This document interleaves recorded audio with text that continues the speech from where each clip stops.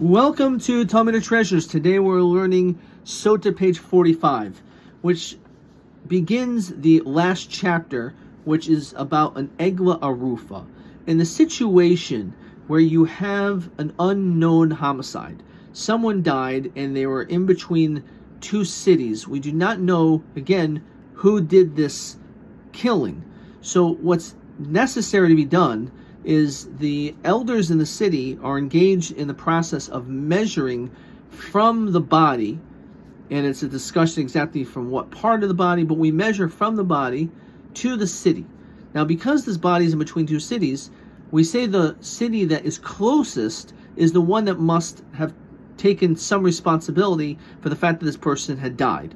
Perhaps, as we saw before, that they could have accompanied him, they could have provided provisions for him, given some direction and guidance, and therefore there is some responsibility on that city. And therefore, because of that, they have to bring a calf, and that calf is decapitated, as we'll discuss the exact procedure in a later page. However, when this takes place, this is obviously a very terrible and tragic situation where you have this person that died. And even though you are the closest city, there are times in which we will not require this procedure to take place. And that is, for example, if, let's say, you live in a city in which you have a bordering town. In other words, you have one city, which is, let's say, in one country, and you have enemies on the other side, and the person died like in the border, right in between. Now, that is considered to be a very dangerous location. Just like, as we can understand, border control in most countries, they don't just allow people to freely go from one country to the next. And therefore, it could be a very dangerous place where a person can be killed. And because of that, we say that there is no law of Eglah Arufah. The only time we're going to apply this law of bringing this calf and this entire ceremony is only because this is, even though it always is tragic, but it's something which is very uncommon, and therefore it was an absolute travesty and very sad that this event happened in this otherwise quite moral and proper city. However, if the death took place in a place where death unfortunately happens so often, so it's not something that we will bring an Eglah Arufah for. Also, if you live in a city in which the majority of those people are Ovid Kechavim, which will loosely translate as idol worshippers, these are also people that did not necessarily care so much about human life, and therefore because of that we would not bring an Eglah Arufah. And we see from here the interesting point of how we could become desensitized by the environment around us.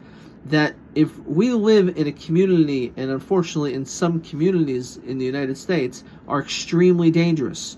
We hear about mass homicides taking place over and over and over in these cities, including Chicago and Baltimore and others as well.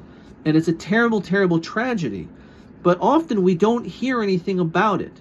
And maybe the reason why, among reasons, is because it's so common, that it's happened so many times over and over that it doesn't even make news anymore, because it's not something, unfortunately, which is newsworthy, because it just happens all the time. And therefore, just like that, so too when it comes to the Eglah Arufah. We're not going to require an Eglah Arufah if it's in a neighborhood, in a city, where these types of things of immorality and violence and bloodshed are really commonplace. And again, this teaches us the unfortunate reality of how we are so much affected by our environment.